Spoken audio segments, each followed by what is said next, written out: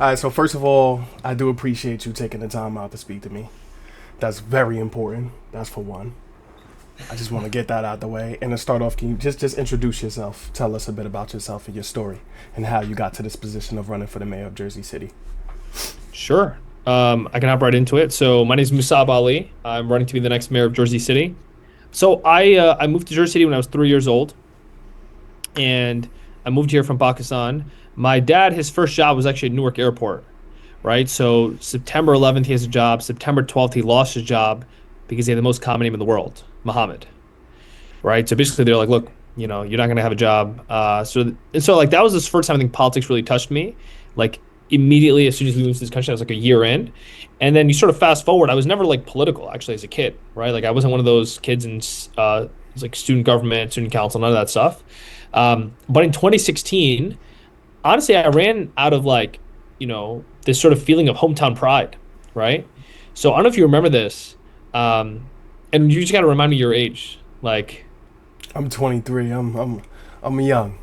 You're 23. Uh, So yeah, I don't know. I don't know if you remember this because this happened when you were in high school, or maybe you were at the end of middle school. But when Trump was running, Trump has a quote about Jersey City, and he says, "I remember watching in Jersey City, New Jersey, where thousands of people were cheering on the rooftops during 9/11." Right? okay, I And remember that was this. 2016. Yeah. So I'm like, man, this guy's talking about my town. Like I should do something. And by virtue of like not knowing any politicians, like literally probably the only politicians I knew is I knew the president of the United States was Barack Obama, and I knew that the mayor was Steve Fulop. That's it. I didn't know anybody else. So because I didn't know anyone, I kind of was like, look, like what should I do? And my school started talking about this idea of like local government, and I was like, yo, why not? Like run for office, and then ran for board of education. Um, Lost that election really bad. And then, fast forward to 2017, and I was elected to office when I was 20 years old. And that journey was really interesting because the guy I was running against, right? Like he was a two-tour veteran, he was a VP at a bank, he was in his mid 40s. And so on paper, like you lose that matchup, right? Like Yeah. imagine that match, 20-year-old kid in college whose background is I've run a campaign and lost versus a guy who's a two-tour veteran, VP at a bank, all this stuff. And also he was supported by the mayor, right? And remember the mayor's on the ballot that year. So we win that election 9,388 to 9,320, 68 votes. Wow.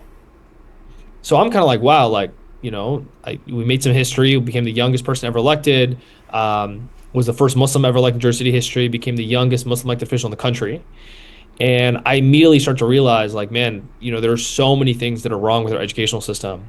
Um, One of them, and I imagine this probably, I don't know if you got to experience this, was the water fountains had been shut down since I was in like third grade. So they probably shut down like when you were before you even got to school. And so basically, when I got in office is when we started to fix that problem, right? We worked with advocates at Jersey City together, and I was on the board. And now every single kid has clean drinking water.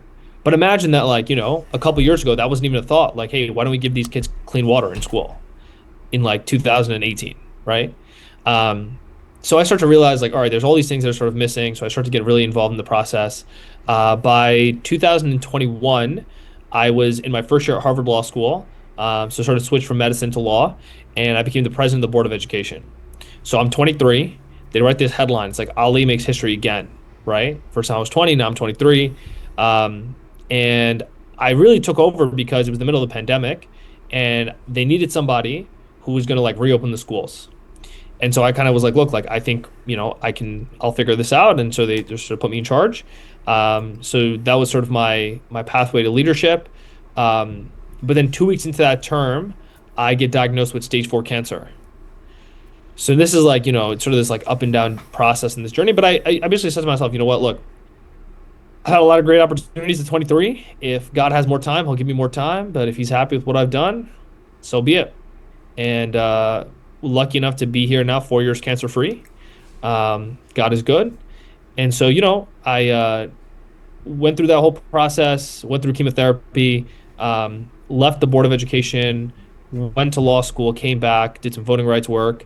And then I sort of looked around Jersey City and I was like, man, you know, I basically got to achieve the American dream, right? Like I went to public schools here, I went off to Harvard for law school, and now I'm sort of like looking at Jersey City and people can't even afford to be here, right? And I mean, you know, this is like someone from Jersey City, right? McNair is always known as that, like, oh, like that's a special school, like the smart kids go there, whatever, whatever.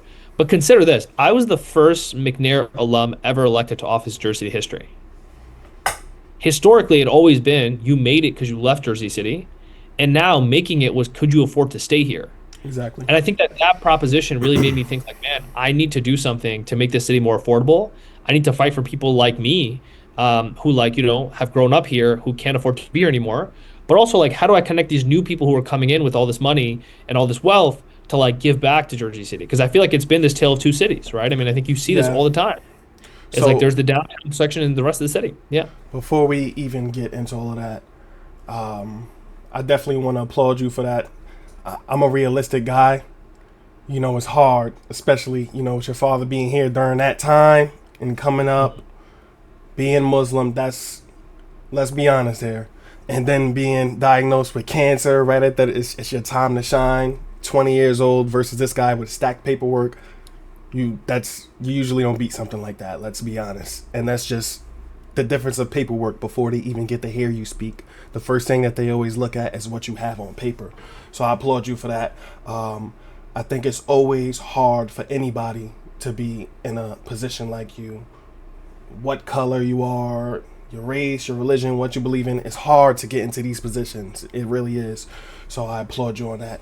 And I do have a question. When you were 20 years old, what do you think it was to make you beat this guy with such stacked paperwork, especially a veteran? They're very well connected.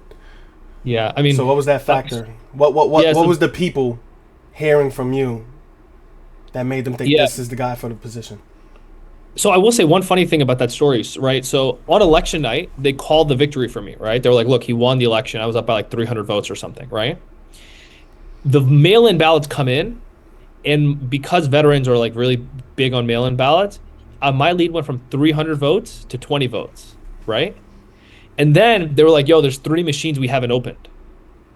So you can imagine I'm sitting there like, oh, I'm cooked. Yeah, Like I was like, wow. Like on election night, they had me declare victory, and now the lead is shrunk, and now there's 3 more machines, and we know this way this story ends. It's like you thought you had it, and then it's just like, defeat from the jaws of victory.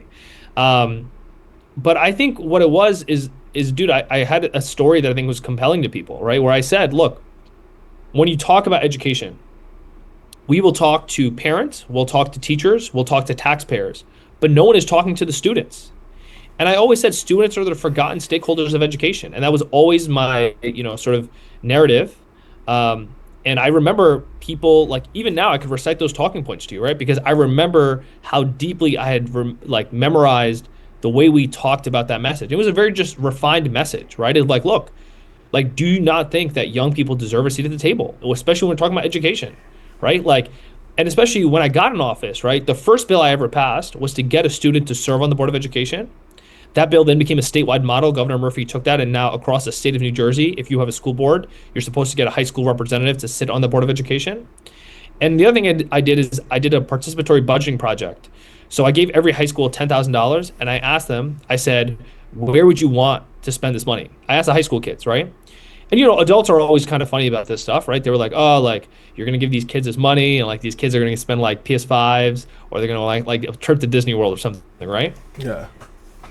Do you know what every single high school asked for? What did they ask for? Fix my bathrooms, I right? But think wasn't about that. expecting that. But think about it, right? Like if you go to Jersey City schools, like bro, the bathroom stalls were broken, the soap was broken, right? Like all this stuff doesn't work.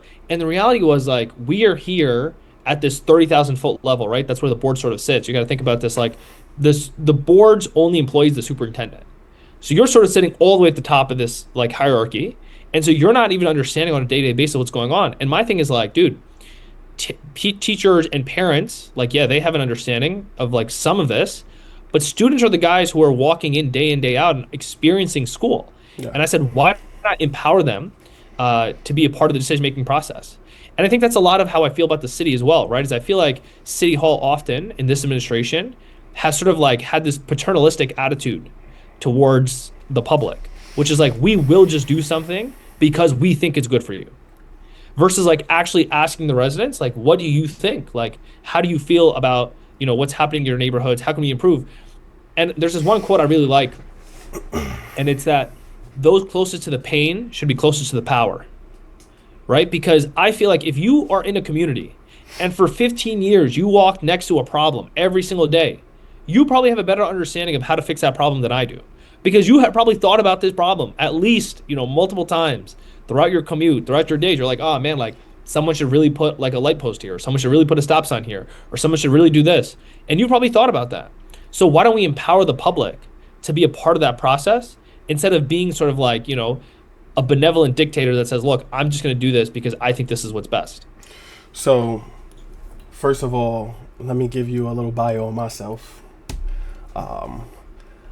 I've always been into politics. When I was younger, I always found it interesting. I like Democrats, Republicans. I really don't care what it is. I just believe in the right thing. That's something I've always been interested in.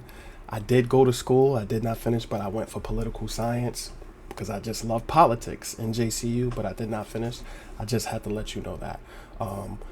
I do hope that your attitude and your actions, right, is something that doesn't change. Because of course, around this time, every politician that's running for everything is very involved in the community. You proved yourself in the past by getting the youth involved with what you just told me, which I was ignorant about because I did not know. But I hope you stay this way. Hopefully, if you do win the position, things like this is something that you have to keep doing with the community, because things change, opinions change, more things come to the neighborhood, more people have something to say. So I hope you stay this way. Okay. And since you spoke about that, about people not really speaking to the community, one of the biggest topics I want to talk about right now, and I want to ask your opinion on it, is the Stephen Fulop administration wanting to turn Ocean Avenue and MLK into a one-way drive. So I want to speak to you about this because of what you just said. You feel like they don't listen to the community, and they don't. I'm going to tell you my opinion on the situation, and then I want to hear yours first, because I don't want mine to influence anything you say. So I want to hear your opinion on it first. And keep in mind, where do you live? What area? In the Journal section? Journal Square, right? Square, yeah. Keep in mind that you don't live here. I want you to keep that in mind and not be biased. Because a lot of people make decisions on places that they do not live, and it does not affect them.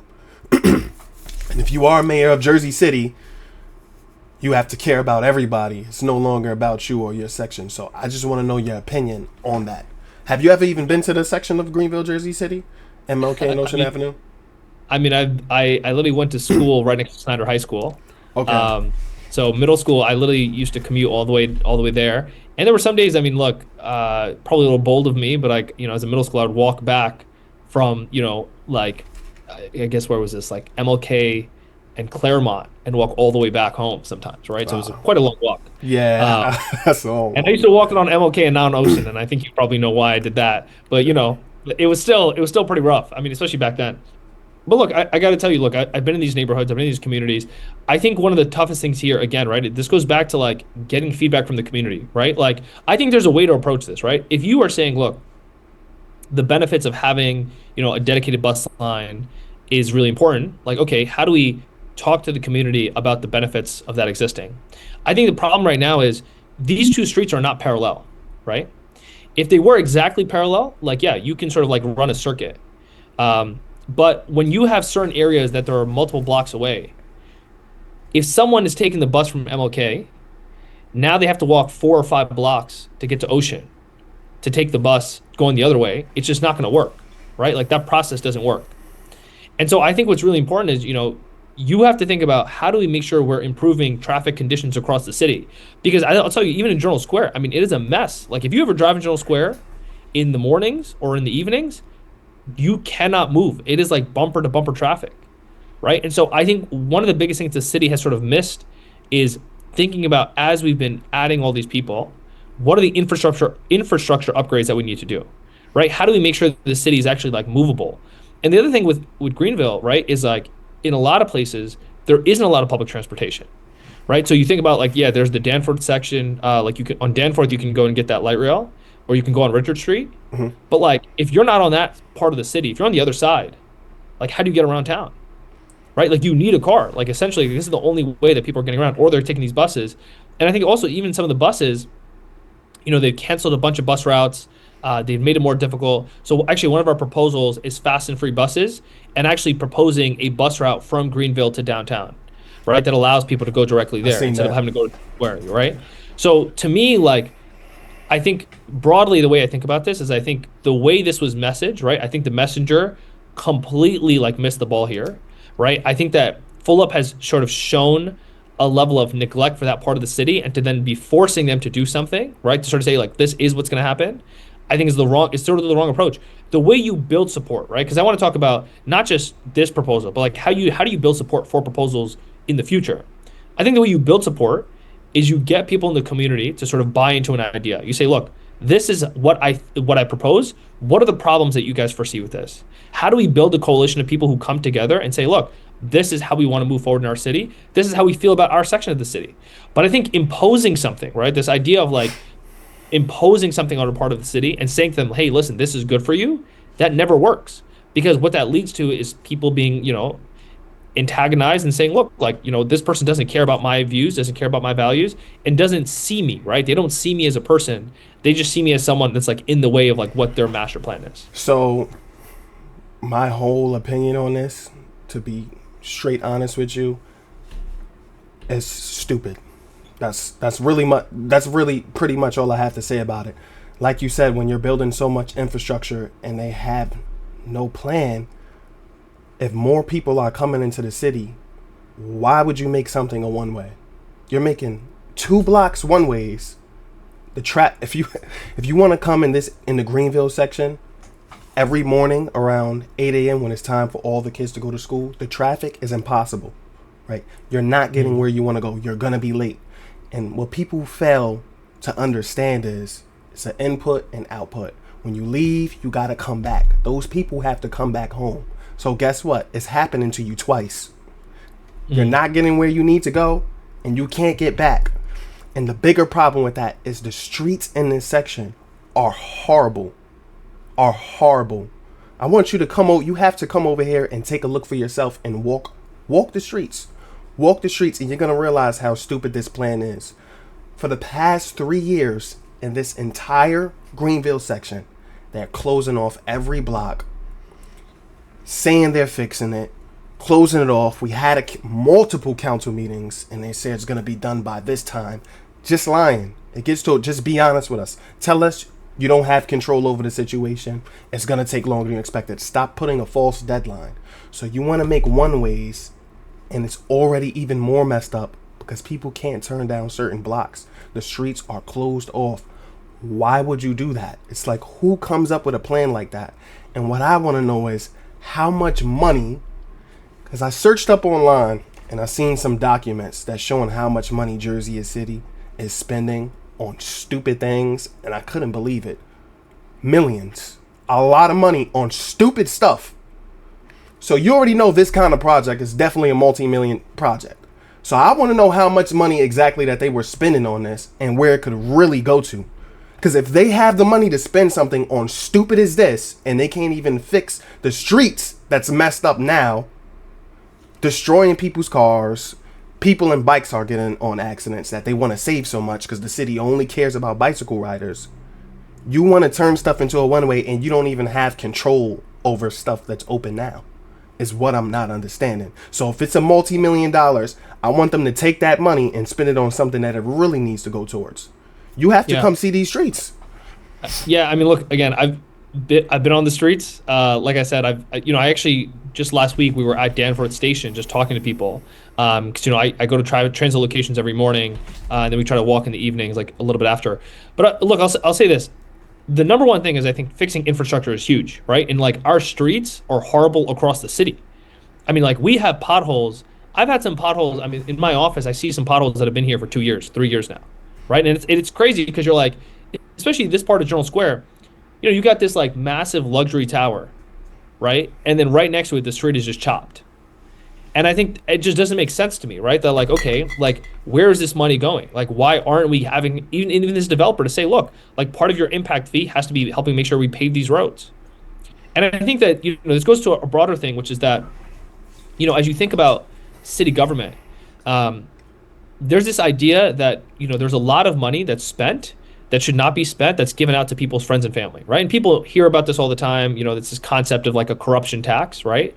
That you are paying more money because you're actually paying corruption fees for someone's like friends and family. So an article just came out, I think literally yesterday, that talked about this, and it sort of brings into question the contributions for all the mayoral candidates. And I encourage you to sort of check it out. Every single campaign is sort of implicated except for ours, right? So, and by pay to play, they mean something very specific, which is that these candidates voted to give someone a contract, right? In one case, they were highlighting, they voted to give someone $440,000 contract, and then that insurance broker gave their campaign $50,000. I mean, just think about that, right? I've seen this. Let's say, I've right? seen So now, if this person is not giving that $50,000, guess who's saving that $50,000? It's the taxpayer that's saving it, right? Mm-hmm. So now, because now instead of charging $440,000, they're going to charge 300 and whatever thousand, right? 390,000, and the taxpayer is saving that 50K. But instead, because they know, oh, I have to get this politician 50K to make sure I keep this contract in the future, that is a corruption tax that we are paying as taxpayers. And that is happening in contracts across the board. That's also happening with developers, right? I mean, look, our mayor, I think we all know this. His super PAC, hundreds of thousands of dollars, like millions of dollars from developers, right? Mm-hmm. Who he's given tax breaks to build luxury housing with no affordable housing requirements. So to me, it's like, okay, you need someone to represent the city who is from Jersey City, who understands the city, but can also talk the language of these other people who are coming into town who want to make these investments. And I think that's the sort of campaign where we sit at a very unique position, right? Like, out of the major mayoral candidates, I'm the only one running who's went to Jersey public schools. And then I also have the flashy credentials, right? Like, I have a Harvard law degree, so I can come back and talk to these guys and sit at the table and say, look, like, you can't talk to me in circles and pretend like I don't know what's going on. Like, trust me, I've seen the whole picture. Like, I know exactly what's going on. And I also think it's important for us to have someone who's younger represented, right? I mean, like, you look at who Jersey City is. Jersey City's median age is 34 years old. Mm-hmm. And so for someone who's 65, 66 to be saying like, oh, like, this is, I represent Jersey City. Actually, you represent a really small part of who the city is. And frankly, I think we need younger energy and more people with that sort of passion to bring people together. I mean, I think we saw the same thing in New York City, right? With Zohran Mamdani's win. I think the reason Mamdani won is because he said, look, I'm going to connect with the people. I'm going to get young people out to vote. And I'm going to put really big ideas out there. So for us, right, like, we want to position ourselves as a campaign of big ideas and a campaign with the energy to execute on those ideas. Okay, so I spoke to you, okay? I sent you a DM on a different Instagram account a couple of months ago. And I was coming up with some plans for Jersey City. And I asked you, I don't know if you remember, about certain programs for Jersey City schools. It was many months ago I told you about it. And if there's any way that the city could get money into building certain programs for people in this area, financial literacy was the biggest thing that I was pushing for. And I was also asking you about removing school zoning, which is a form of segregation, keeping away the predominantly African American area from downtown, which they do. And I don't remember exactly what you said, but you told me the certain things that you can and can't do as mayor, right? And I'm going to be honest with you. That's not the answer that I was looking for. This is the reason. I know what you can and can't do as mayor, right? And a lot of people are not going to look for that. People want to know, can you help us or not? And this is all I have to say. The best way to get a job today is very hard to get a job. Do you know the best way to get a job? By knowing somebody, right? If you have a friend and you want to get a job, can your friend get you that job? Absolutely not. The only person who could determine if you really get that job or not is his boss. But what can your friend do? He has the power to advocate and influence. He can tell his boss, hey, I think this guy is really perfect for the job. He brings this and this to the table. I think he's great for the company and he'll improve our sales. This is why you should have him. And the only person who can choose whether or not you get that job at the end of the day, no matter how much he advocates, is his boss. But guess what? Your friend did so much by advocating you and influenced his boss to making that decision, you got the job. So what are your thoughts on that? Because I know what you can and can't do, but I wanted to know what you're willing to advocate for. Because you have to understand, you'll have those relationships. You'll be in those rooms with these people. Even if you don't have control, you speak to them. You're like, hey, and they'll listen. Are you willing to advocate for things like this, especially since you've been in a position of working for education already? And I'm someone young who's coming and telling you this. A lot of people in this area, even in the downtown area, are in need of financial literacy programs. They are in need of removing the zoning. They are in need of removing, I also told you about this, certain, I don't know what class will be moved or an extra block of class. You know, this is where it gets difficult because money gets involved, time. That would affect traffic. That's difficult, but we could talk about the more basic things about maybe removing a certain class that's not really valuable. I don't want to say all classes we have are not valuable, but putting something that could more impact the students financially in the future. So your thoughts on that? Yeah, so we've actually talked a lot about this idea of building a Department of Philanthropy within Jersey City, right? And the reason I want to bring that up is I want you to think about Newark and New York City, right? These are two like sister cities. New York City, so much of what's helping young people is all these foundations are giving in money, right? So you have, all the sort of big companies that are there. But let's look at Newark. Newark has the Prudential Foundation. It has the MCJ Amelia Foundation, which is run by the guy who used to own the Nets. It has the Victoria Foundation. It has the PSG Foundation. The Devils do a lot of good work there. You have all these sort of actors who are helping to build out the NGO sector there, right? So all the nonprofits. They're helping support all the nonprofits. Also, sorry, my internet's being a little glitchy. Yeah, it's fine. That happens. Yeah, but if you look at Jersey City, right? I mean, who in Jersey City are big philanthropic players? Just think about it, right? Like we have JP Morgan here. We have Goldman Sachs that's here. We have DTCC that's here. We have Veris that's here. These are huge companies. When's the last time you saw something in Greenville sponsored by JP Morgan, sponsored by Goldman Sachs? Like these people are not sponsoring the things that they should be. And so what we want to do is we want to create Department of Philanthropy that can pull in additional money and additional resources and direct it towards the people that need it the most, right? And to me, the people that always are going to need it the most are always our kids and our youth, because the future of this city is our young people. That is the reality of any city.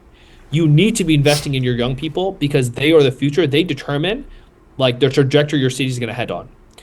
And for us, what we've done in Jersey City, unfortunately, is we force out a lot of our young people. Like that's literally what we've been doing, right? The number one indicator of when someone's going to leave Jersey City is as soon as their kids turn 5, right? So like they don't trust our school system. But the number 2 is basically like, kids when they are going off to college or they're graduating, they can no longer afford to live here, right? And so they're being forced out. And so to me, like I think we need to be very, very deliberate about investing in our young people, giving them financial literacy resources, but also giving them job training, connecting them with high-paying jobs in Jersey City. So think about this fact as well, right? Do you know what % of people who live in Jersey City work in Jersey City?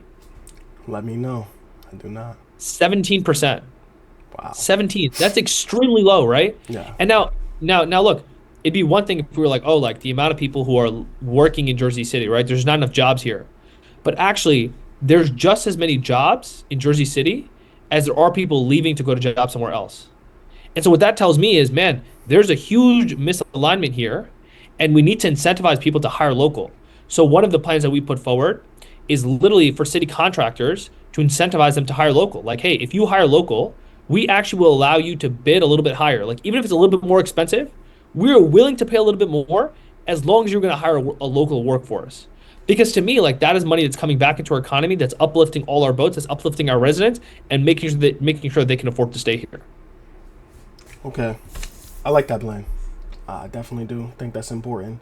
And coming after those companies, that's a big fortune, like you said. It's a lot of money, man. It's a lot of money in this city.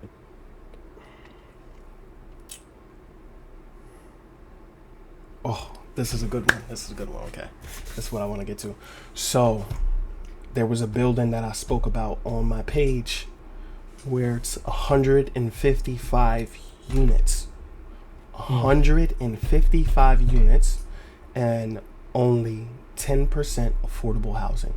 So that's 15 units affordable housing. Okay. So this is my problem. What happens, I spoke to somebody about this, another councilman. Sorry, I don't remember his name. He commented on my videos. We spoke a little bit about it. But what happens with buildings like this is, in the whole real estate business, even you're a homeowner and you're trying to sell it, one of the biggest ways that you sell your house is you speak about its surroundings. Sometimes you're not even speaking so much about the house. You're speaking about what's around it. This is a beautiful home. You want to know why it's a beautiful home? You have a train station right there, right? You have a beautiful park right there. The mall is 5 minutes away. Every time somebody's selling a house, the first thing that they say in Jersey City, 10 minutes access to New York. Why? Because they're selling your surroundings. So my problem with that is when they do that, they're speaking to Jersey politicians. They know what's going to be built up next. What happens is these plans are years ahead before they unfold, just like everything. It's not a secret. They know what's coming next. They speak about it with these developers, and then it unfolds. So what happens is when you have 155 units and only 15 available units affordable housing, which really isn't affordable, you're pushing the residents who live there out. You're gentrifying because you have plans to build more. And what happens is once you do that, they build another one. And when they build another one, they build something else. You want to know what else they build? They build a park. They bring a restaurant in. They bring in a Target, and they do it again. So I said I feel like it should be a higher percentage. And I was told that once it reaches a certain percentage, it doesn't get built at all. And I would rather it not get built at all. Everybody's opinion on this is different. This could get to a really deep conversation because it goes into money and how much goes back into the city, and you can't win everything, right? But what happens is it's a domino effect, and it already happened downtown. You can't stop it. Now it's slowly making its way here. And I would rather them not build it at all if we're only getting 15 units. But it gets to a point when they are building it, you can't stop it. So if we can't stop it, I would like to see it be a higher number. I would think it's fair if it's a higher number. 15 units out of 155 is crazy. And I hope the residents who do live here aren't being bamboozled into thinking it's a good idea, because it's not. I also spoke on Berry Lane Park, which was built a couple of years ago. It was never for the residents here. That's what I believe. That's what I think is the truth. It's a plan. It's a plan. Like I said, everything is unfolding. Just like his one-way streets with his bus lanes that Fool Up is trying to do. He built Berry Lane Park, and now they're building around it. Why? The value goes up. Now you get to tell people you have this freaking beautiful new park. Now you get to charge them a whole $500 more and all the extra nonsense they do. And what do they do after that? They keep building it again and again and again and again and keep going back and keep going back, and we won't be here no more. Then they're going to start bringing skyscrapers down to Greenville and just keep going. And I just want to know your thoughts on the percentage. If you would like to see it higher, if you think they should still be built, and your thoughts on that. Yeah. So I want to talk about a couple things here. First is I want to mention one of our big plans, which is to build a land bank in Jersey City. What a land bank allows you to do is, instead of building 15% affordable housing, why can't we build 100% affordable housing, right? So what a land bank allows you to do is you can take abandoned property, vacant property, tax lien property, take it under the city. City can give it to a developer to build at, they can give them to the land for $1, expedite it so that they can build 100% affordable housing. That, to me, is how you are actually going to solve some of this affordability crisis. You're not going to solve it by taking 10% or 15% of a building. You're going to take it by building extremely affordable housing and preserving it in this land bank, right? So what a land bank does, it takes these parcels and makes them 100% affordable. Okay. The other thing about, sorry to stop you there. That sounds great. But let's be honest, how hard is that to accomplish? Because especially with these Jersey politicians, people are pocketing money. They don't want to do that because they're getting paid off a lot of money to allow these Yeah. developers to do what they want. How hard is that for you? Because I know a lot of decisions isn't just dependent on you, and you're gonna have a lot of people who has a problem with doing that because they're getting paid off. So how hard Yeah. would this to be to actually accomplish? The mayor can do it, right? So, and I want to give the reference of Newark. So in Newark, New Jersey, they have a land bank. They were the first land bank in the state of New Jersey. Now, no other municipality in the state has it, but Newark does. And I'll tell you another project that Newark does. I think it's fantastic. A big part of what you're talking about is home ownership, right? Because this valley is going up, but the wealth that's being created is not being shared with the residents that are here in Jersey City. In Newark, they have another project, right, where they're selling a two-family house for $120,000. Think about how amazing that is. Yeah, That rent is going to pay your mortgage off, right? yeah. And you'll get to own that house outright. And that's a project they're doing in combination with the Urban League. To me, you got to provide home ownership opportunities. You have to give people chances to get this 100% affordable housing through land banking and using municipal like incentives like tax abatements. But I'll be honest with you, my position on building is I think we need to build more housing, period, right? And the reason you need to do that is the only way you solve the affordability crisis is to have more housing stock. Because I think the thing is, right now, the reason people are paying so much for rent is because their demand exists, right? There's this great, one of my professors at Rutgers Newark, he talks about this. No one will build a skyscraper in the middle of a desert, right? And the reason they won't do that is because no one is going to come and live there. The only reason it's viable to build skyscrapers for these developers is because they're like, look, I know people are going to move here, and I know there's going to be housing that's going to be built here. But I'll tell you something, even in Journal Square, some of these developers are actually really pissed off that there's all these high rises because their rent is going down. There's so much housing stock now in Jersey City, in Journal Square, that they have to compete with one another to like lower the rental costs in order for people to move into their homes. And so what I think you really need to do is you need to say, look, I'm not saying build skyscrapers, right? I'm not saying let's go to Greenville, knock it all down, and build a bunch of skyscrapers. But what I am saying is, how do we think about strategically building more housing, right? That allows us to like increase density. So now instead of a two family, it's like a three family or a four family, right? And like now, instead of people competing for these 2 units, there's 4 units. And so now people can say, oh, like, you know what? The rent, instead of being $2,000, is going to be $1,500. And I think that's the way you really try to solve this affordability crisis. And you see that happen in places like Austin, Texas. Austin, Texas has seen their rents decline, right? Because of all the housing that's been built. And I think, what you really want to do though, is while you're doing that, right? I want to give ownership back to Jersey City residents, right? How do we make sure we get opportunities where people have wealth being created? So instead of them just building rentals, right? How do we help them build condos? How do we help them build something else where people that are in Jersey City can get first-time home buyer, can get down payment assistance, where the city can help you buy that home? So now you are getting a piece of that pie, and as the stock and the wealth goes up, your valuation goes up, and you can afford to live here forever. Okay, so now I want to get into a bit about crime, the violence and everything that's going on. So I wanted to get into the city's violence and crime. Now, this is going to be a difficult question, and I don't know if you have the answer because it's not something I'm very educated on, but I would like to know, for example, say there's a big drug bust in the Greenville, Jersey City section. They confiscate the money, they confiscate the drugs. We don't know where that money goes.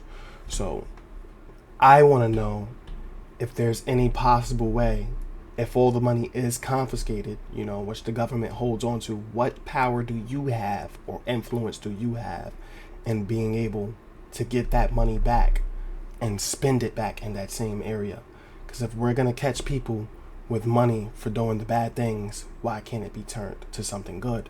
So if we find $100,000, I feel like that should be reinvested back into that community where it was found. We can use that for youth programs, for which a big problem was here, which is another conversation, is the trash in the area. We could bring back the summer jobs for the kids and they could clean up the area. What power do you have in being able to get that money reinvested back into the neighborhood that's found in these big drug busts? Yeah, so it depends on who does the drug bust. Unfortunately, some of the biggest cases is run usually by the DEA, so it's federal. And so Yeah, what happens is the federal agents take the money, right? And like yeah. You have no power Jersey over doesn't that. have, you have no Yeah, power you over can't that, touch that. Yeah, yeah. right? But Jersey City does have our own police department, and like when that stuff happens, that money gets reinvested into the police department. Now, it's not directly back into that part of the city, but the way you got to think about it is if that money is helping the police budget, then you can pull some money from the police budget to then reinvest in the city, right? In that part of the city. I think the bigger picture here, though, in terms of crime, I'll be honest with you, like I don't know if you've seen what happened in Baltimore under this new mayor. I don't know if you've been following it at all. No, I didn't see. Okay. The new mayor of Baltimore, I think, has had a very, very specific solution to dealing with crime that's been happening in his town. And Baltimore has had one of the lowest homicide rates, in its history under this new mayor's administration. He's very young. I knew him since he was on the city council. And what he did is two things, right? So one is he invested in a bunch of recreation programs, right? So he's like, look, I want to get kids like off the streets. So I want to have them, in summer programs. I want to have, after school programs. I want to have recreation programs, like all these different things. The other thing he did, and this is the case in every major city, everybody who is in a major municipality will tell you this. When it comes to crime, the city usually knows who is committing the crimes. It is almost always the case that the city has a list of people that they're like, look, these people we know are causing most of the crimes that are happening in our city. What the mayor of Baltimore did is he sent a letter to these people who are like highest propensity to commit crimes, and he basically said to them, listen, I'm the mayor of your city. If you want to turn your life around, if you want me to help you get a job, you want me to help you get on the straight and narrow, like I will help you do that. And so I will work with you on like job training. I will work with you to get a home. I will work with you to like build out all this stuff. But if you do not want to change your life around, you will likely end up in prison. Like you are going to head down a path where we know you, we know that you're one of the people that's involved in this stuff, and we will target you as somebody to like take off of the streets. Because ultimately, in every major city in this country, the way crime is perpetuated, it's not as though everyone is sort of involved in the major crimes. There are a couple of key individuals who are sort of perpetuating the major crime that happens in these parts of the city. And like those are the people that you really want to crack down on, right? It's like sort of taking the bad people out of a neighborhood. And again, not saying, look, throw them all in jail, right? Offer them an opportunity. Say, look, man, I want to make your life better, right? Like I want to give you the opportunity to like build wealth for yourself. I want to give you the opportunity to like have a stable job. I want to give you that chance. But if you don't want that chance, like why should we have you sort of terrorizing our neighborhoods? So this is my opinion on that. To be honest with you, I don't like Stephen Fulop at all. But whether I like him or not doesn't change the fact it's very hard as a mayor. And sometimes I feel bad for anybody in a political position for all the crime to just be thrown on him as the blame. Let's be honest. He's not Superman. You're not Superman. Any other candidates are not Superman. You can't run in the street and catch a bullet or stop somebody from getting hit. It just doesn't work like that. So I would give him grace, you grace, everybody else running grace on that. I think the blame would more so come if you're not trying, if you're not pushing for change. But I do want to speak on that. Is if you're somebody who would be very honest and blunt, if you are in a mayor position, about the amount of crime and what kind of crimes are going on. Because this is the truth, I'm here to tell you, with the Stephen Fulop administration and a lot of government positions, not just Jersey City, they get to a point where they're lying about numbers. It's easy to lie. They start coming up with different reasons on why a person died, even though it was a homicide. They're lying on death certificates so they can say the city got safer and it's much better and it's a great place for you to come raise your family. And that's a lie, and it's dangerous. They're also lying about the amount of rape going on. They're saying, oh no, we're at an all-time low. The numbers are dropping. It's safe for your family to come. So are you gonna be somebody? Obviously, you're gonna tell me no. Who wouldn't in your position? But I hope you are somebody who's honest about pushing those numbers out. I don't think people would blame you because it's not your fault, but you know some people will. But I feel like it would be better for community if you're telling them exactly what's going on, being honest about the numbers, being honest if it's not getting better, and just keep coming up with different plans to try to see if it does. Yeah.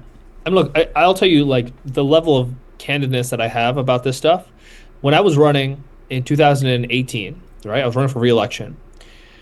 The state had just announced that they were going to cut our budget by $100 million at least, right? And they ended up cutting $250 million from the schools. And I remember during my debate, you can look back on the tape in 2018. I literally said to people, I said, "Look, your taxes will go up. It is just a reality, right? Like you are going to face a tax increase because our budget is being cut by a significant amount." And I had my opponents who sat there who did the political thing, who said, "No, like we're going to work with City Hall and we're going to make sure your taxes are stable and da-da." And like I was like, they're just lying to you. Like anyone who sells that to you is lying to you. And so I would say this, like I think that the city does underreport crime. That's my personal position on this. I think that from day one, I think that the city, it needs to be very clear the financial position we're in because we just got downgraded. Our credit just got downgraded because I don't think that we're in a good position financially. I think that on the crime statistics, we need to be very candid about where we are on our crime so that people know exactly where we are because that is the measure I want to be measured against, right? The worst thing to do would be to spend 4 years trying to cover up everything, trying to make things look pretty. And then at the end of 4 years, someone else gets in office and is like, "Oh man, like we are hanging on just by taping things together and like things could break at any second." Mm-hmm. Like the reality is you need someone who's willing to embrace the big challenge, who's not looking to say, "Look, like what is my political career ambition?" but like what is best for the city. And to me, like, look, I'll be honest with you, man. Like my life would be easier if I just went to a law firm, right, made a ton of money and just wrote some checks back to the city and felt like I was doing my part, right? Like, hey, you know what, I'm making things nice.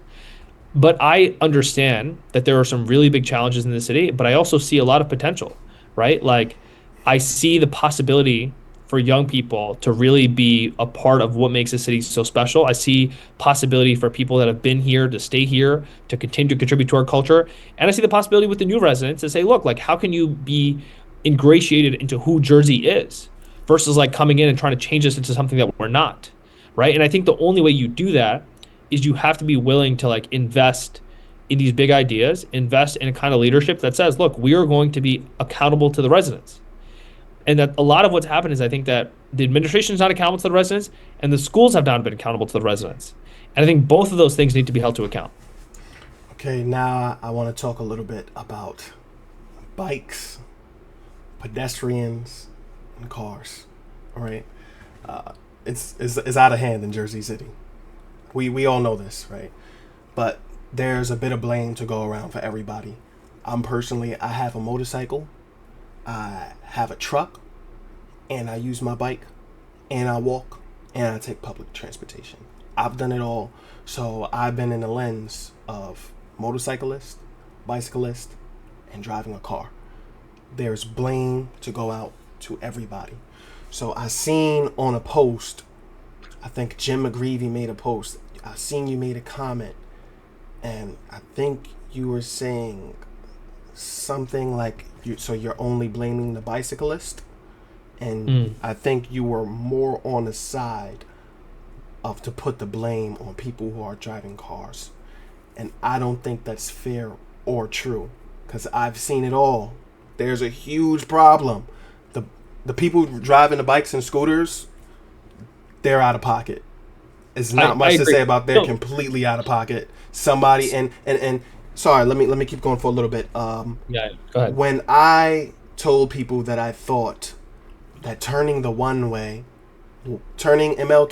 and Ocean to a one-way was a bad idea, somebody got offended and told me this and that. Hey, a little girl just died in downtown Jersey City. She got hit. First of all, rest in peace to her. My condolences to the family. That's a horrible way to go. And you know that family's going through a lot of pain, respectfully. Nobody wants to go through that. Nobody wants to see their kid die at all, especially in that way. And, you know, respect the condolences to them. But I told them, respectfully, that's something that's gonna happen a lot. And it's sad because it shouldn't. But certain things we don't have no control over, no matter how many bike lanes you put up. People are gonna die from accidents. people are gonna get hit by a car while they're on their bike. Cars are gonna hit. Cars are gonna hit each other. It's just not something you can control. But I think that you were more so on the side of blaming the car. Everybody's out of control. So I just want you to speak a little bit about this disaster in traffic of all different kinds of things, from cars to motorcycles to mopeds to bikes. Your thoughts, your opinions, your plans to make it safer, things like that. Yeah, so I think the reason for my comment, like, I think everything's contextual in politics, right? Like, no one just makes a post because they're like, oh, I want to make a post, right? I think that McGreevy was sort of responding, right, that specific time, right after this child was killed riding their bike in downtown Jersey City, right? And to me, the big issue with that is, because I just pulled up his post, right? The post that he said was, as mayor, I'll create a bicycle and motorcycle patrol to hold law-breaking cyclists accountable, right? And he says, weak enforcement puts children, seniors, and families at risk. I want to be the mayor who delivers Vision Zero. Now, if a kid riding their bike just got hit by a car and passed away, and in your post, you don't talk about cars at all. You're saying just bicyclists, right? Because that was my issue with this. Is I agree with you. I think the number one thing that needs to be done is we need to have some traffic enforcement. The cars, there's no traffic enforcement. People don't get tickets anymore for speeding. They're not getting tickets for U-turns. I've seen people run red lights in front of cops. Nobody does anything, right? We need some traffic enforcement. Bicyclists, same thing, especially these e-bikes. You're not supposed to be riding on the sidewalk, right? You're not supposed to be running red lights. You are a vehicle, right? You should be treating yourself like a vehicle. You should not be just, doing whatever you want. So there needs to be accountability there as well. I agree. But to me, specifically on that point, it was just the fact that you notice in that post, he doesn't talk about cars at all. He just talks about cyclists, right? And to me, I actually agree more with you, right? Like, everyone is sort of at blame, right? I mean, look, to be honest with you, as a city, and I'm guilty of this, man. I grew up in Jersey City. We need to actually even do a better job around jaywalking, right? Like, we have a lot of people, especially in, I'll be honest, like Indian Square. If I ever drive up Newark Avenue, dude, everyone's jaywalking, right? Like, that is not safe. That is not a safe way to run a city. And so we need to have a culture where people understand, like, hey, we're gonna have a lot more cars on the road. We're gonna have a lot more bikes on the road. People are gonna be trying to move faster to get around town. That's how we're gonna, alleviate this stuff. And as people are driving around, like, we need to make sure that accidents are not happening. And so how do we do that? Well, let's make sure we enforce traffic, right? Let's make sure that we, have the infrastructure in place, to make biking safe, to make walking safe, to make driving safe. But to me, like, it's not just a one party blame, right? I think everyone's sort of to blame. And I do think especially bikers, like, I think a lot of them sort of skirt a lot of rules, right? Sort of pretend like they can sort of do whatever they want. And we need to make sure they're held to account as well, right? To say, look, like, you cannot just bike and do whatever you want. There's a certain way to go about the city. And I'll tell you, like, I think there needs to be a big culture shift in the city as a whole, right? Like, this entire city as a whole right now, people are sort of feel like it's a Wild West. And I think you feel that even if you go into Bayonne, right? Like, you drive in Greenville and you drive in Bayonne, it is completely different. Like, people will drive in Bayonne sanely. Like, they say no. They're like, bro, I'm gonna be in Bayonne. Like, these cops are gonna pull me over. Yes, they will pull me over. Absolutely, right? Absolutely agree. So, I only really know you and Jim McGreevy, and here's the reasons why. Not even because Jim McGreevy was former governor, but I see him physically. He's physically out here. He's out here, door to door. You have a big social media presence. All the other candidates, I don't hear about physically or social media. I don't see them. I don't hear from them. So I'm not going to be biased, but I am biased. But I like you both the most because you're who I see the most in front of my face.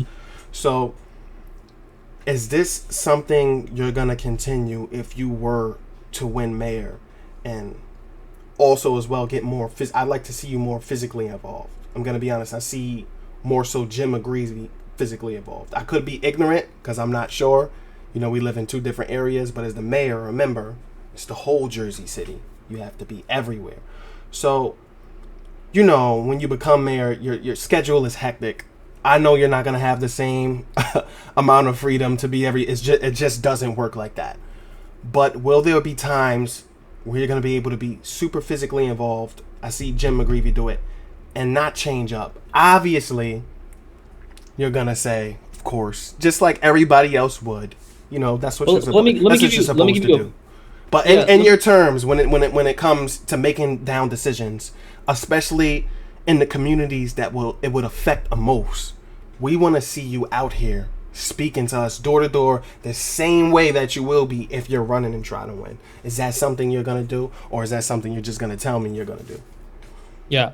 So look, one, I would love to walk with you in your neighborhood. Like, happy to come anytime you want to make it happen. Like, well, happy to walk with you in my neighborhood. We have a Ward A candidate we're announcing at Lady G's in like a week or two. So I'd love for you to come out to that announcement if you're in that neighborhood.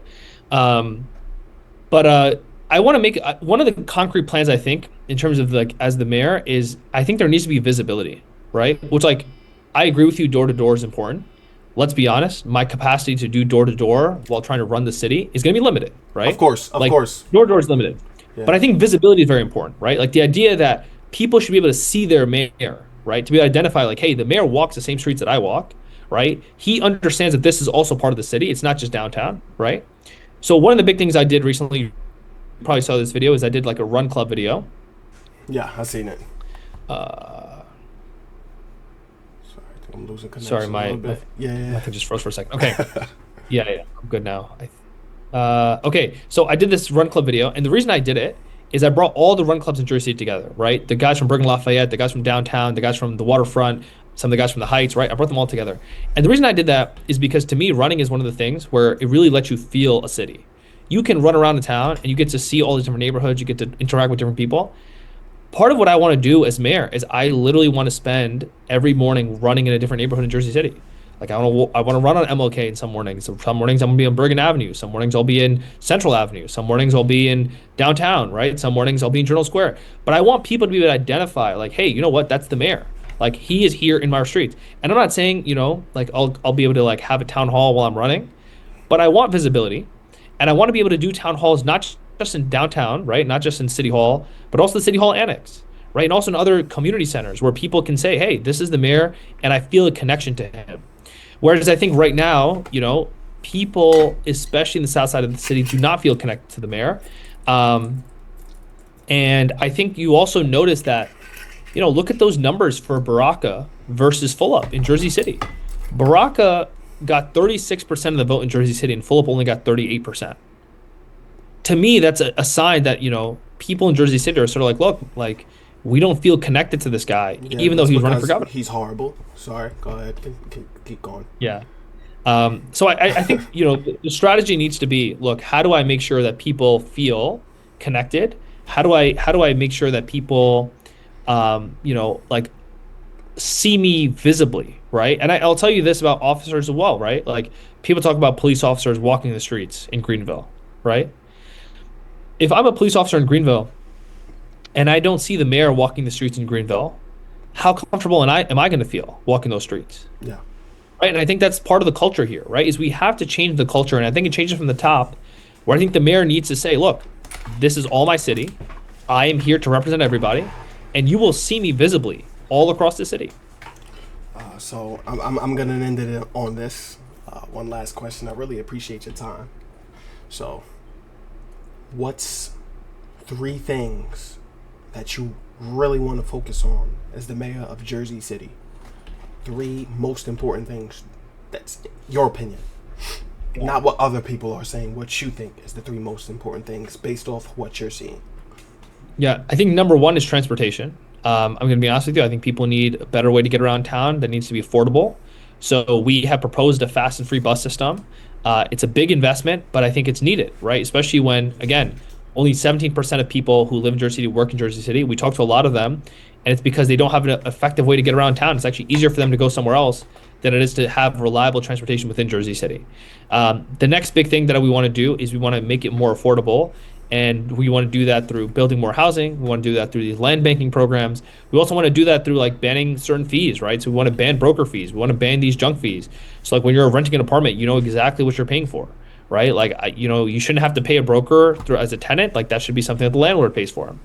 And the third thing I think is, fully funding our education system, making sure our schools are incredible, right? Like I'm the only one who's actually had experience from the Board of Education.